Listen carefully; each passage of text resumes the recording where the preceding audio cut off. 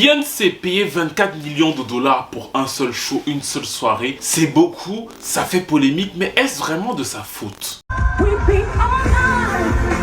Il y a une erreur dans tous ces gros titres. 24 millions de dollars, c'est certes beaucoup, mais ce n'est pas simplement pour une soirée. Ça semble se matérialiser pour une soirée à nos yeux, mais c'est le travail de toute une vie en fait. C'est parce que Beyoncé travaille depuis quasiment 20 ans, qu'elle a sorti des albums, performé, qu'elle a acquis une notoriété, qu'aujourd'hui elle peut être payée aussi cher pour une soirée privée. Ce n'est pas juste moi qui me lève là, je m'assois, je commence à vous chanter Drunk in Love et vous me payez 24 millions. Ça c'est la première chose.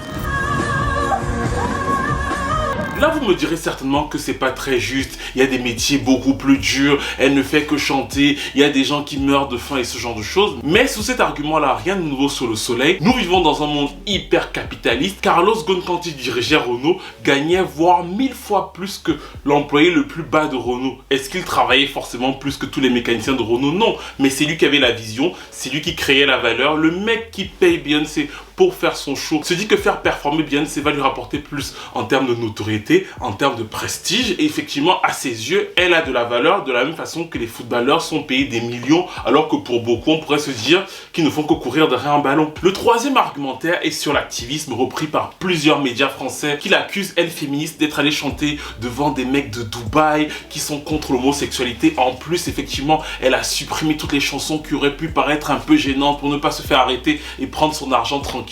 Mais là encore, c'est un lien direct avec ce dont on a parlé il y a quelques secondes, à savoir que le capitalisme depuis quelques années a su intégrer dans son modèle l'activisme. Beyoncé le représente très bien parce qu'effectivement, même son public LGBT est plus heureux de se dire que Beyoncé a été payée 24 millions par les méchants homophobes que de se dire qu'elle aurait pu dire non à l'invitation, parce qu'encore une fois, elle est une des représentantes de ce modèle où le capitalisme a intégré l'activisme, mais elle n'en est pas la responsable. Et c'est donc pour ça que selon moi, les 24 millions sont certes indécents mais légitimes, et beaucoup de ceux qui se plaignent étaient exactement les mêmes qui regardaient et soutenaient à fond la Coupe du Monde au Qatar. Donc ils ont peu de leçons à donner à Beyoncé dans ce cas de figure.